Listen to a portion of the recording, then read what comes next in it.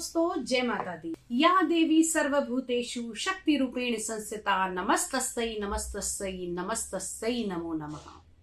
जी हाँ, आज हम बात करेंगे देवी के दूसरे नवरात्रे यानी कि देवी के ब्रह्मचर्य स्वरूप के बारे में। ब्रह्मचर्य स्वरूप माता का कैसे पड़ा और कब इन्हें ये ब्रह्मचर्य स्वरूप मिला। देवी के इस रूप में माता ने भगवान शिव को पाने के लिए ब्रह्मचर्य व्रत का पालन किया और घोर तपस्या की।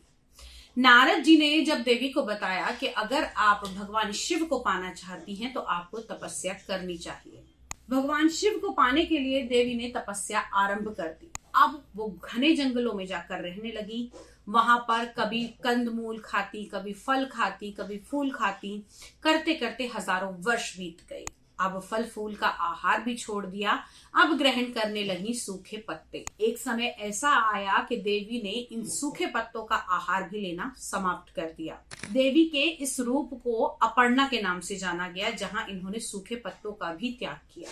अब इसके बाद में देवी की घोर तपस्या से खुश होकर देवताओं का आशीर्वाद प्राप्त हुआ। माँ भगवती को उन्होंने भगवान शिव के चंद्रमौली रूप से उनका विवाह होने का आशीर्वाद दिया और साथ ही साथ भगवान शिव ने भी प्रकट होकर उनकी जो घोर तपस्या थी इससे खुश होकर उनको साक्षात्कार दर्शन दिए और कहा कि मैं आपको अपनी पत्नी के रूप में स्वीकार करूंगा। अब ये तो थी देवी की कथा के ब्रह्मचर्य रूप इनका कब बना था।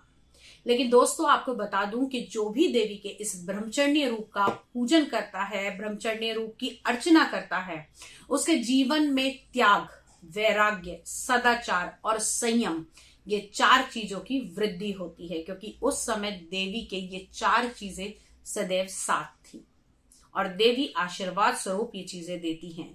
ना ये केवल आपको वैराग्य और ब्रह्मचर्य देती हैं, बल्कि आपकी मन वांछित इच्छा भी आपको देती हैं, क्योंकि देवी ने अपनी इच्छा पूर्ति के लिए इन सब चीजों का पालन किया था। माँ ब्रह्मचारिणी को तप और त्याग की देवी कहा जाता है। इनके हाथ में कमंडल है और श्वेत वस्त्र धारण किए हुए हैं, जो कि शांति का प्रतीक भी माना जाता है। देवी सदाचार का भी आपको आशीर्वाद देती हैं और साथ ही साथ अगर आप अपने मन में ये संकल्प कर ले कि मैं देवी के इस रूप का ध्यान करके अपनी तपस्या आरंभ कर रहा हूं, तो आपको संयम भी देती हैं। देवी के इस रूप की पूजा करने से आप अपने जीवन में उन्नति करते हैं, क्योंकि सबसे ज्यादा जिस चीज की जरूरत है आज वो है संयम। देवी के इस रूप में पूजा करने के लिए आपको ब्रह्मचर्य का पालन करना होता है। अब कैसे करें? देवी को सफेद रंग के पुष्प अर्पित कर सकते हैं। सबसे बड़ी चीज, देवी को शक्कर का भोग बहुत ही प्रिय है, तो शक्कर से बनी हुई चीजें या फिर शक्कर का भोग आप माँ को लगा सकते हैं, इस स्वरूप को लगा सकते हैं और उनकी कृपा प्राप्त कर सकते हैं। ऐसे पूजा करने से आपके जीवन में आनंद तो आएगा ही आएगा और आपके जीवन में अगर कुछ रुकावटें चल रही हैं तो रुकावटों से भी आप बाहर निकल पाएंगे और आपको विजय की प्राप्ति होगी।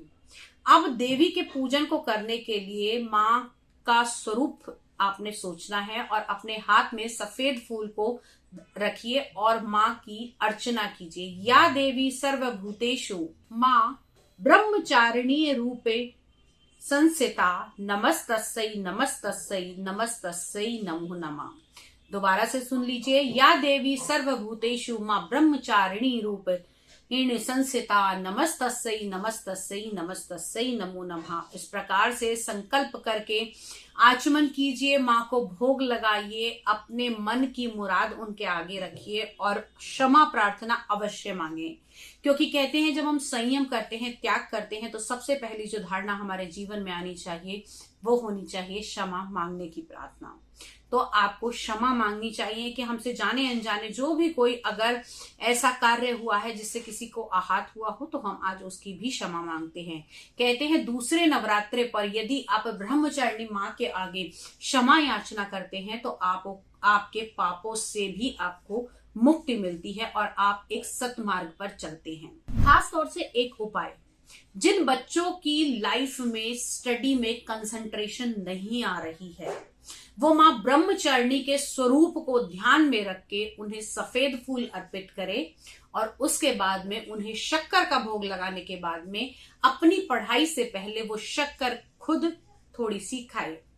इससे उसके जीवन में उसे एक कंसंट्रेशन पावर मिलती है, ध्यान की मुद्रा मिलती है और साथ ही साथ अपने लक्ष्य को साधने की ताकत मिलती है, अपनी स्टडी को करने की ताकत मिलती है।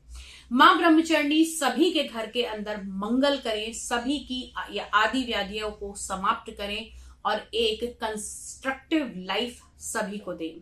इसी मनोकामना के साथ आज विदा लेती हूं। कल फिर से मुलाकात करूंगी, तब तक के लिए जय माता ब्रह्मचारिणी।